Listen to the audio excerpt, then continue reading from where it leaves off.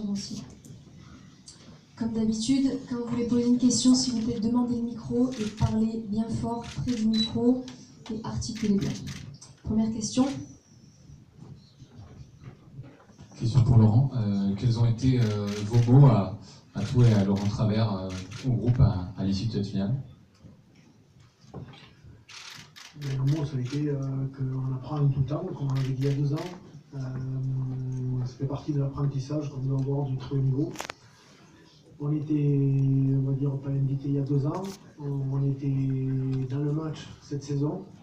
Donc on va se servir de ça pour, une fois de plus, travailler encore plus et se servir de ce match pour revenir, pour gagner cette compétition, puisque c'est quand même notre objectif. Même si on voit qu'on n'est pas très loin, mais on n'a pas remporté ce match et c'était l'objectif pour plein de raisons bien sûr, mais surtout pour faire partie des grandes équipes en Europe et encore malheureusement ce soir, on ne fait pas partie de cela.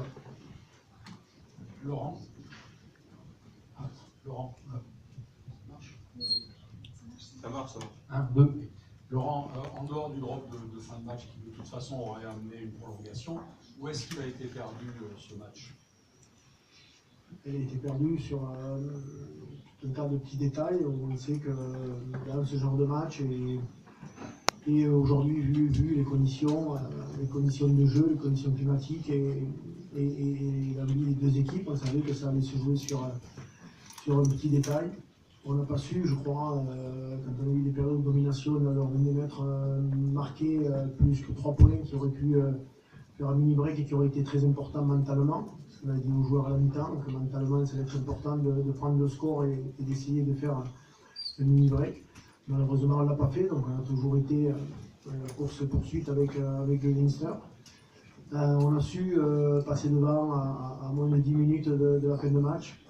Malheureusement, on s'est refait pénaliser quasiment sur l'action derrière, sur le coup d'envoi.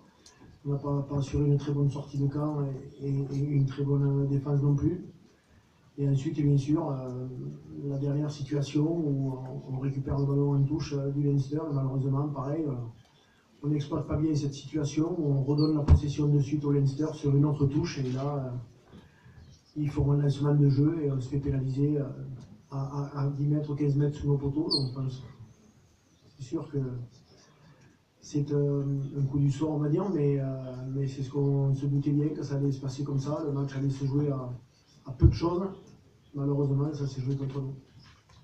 Laurent qui parle de coup du sort. On a eu 2 aussi avant le match avec le forfait d'Anne Carter, la sortie de Pat Lambie.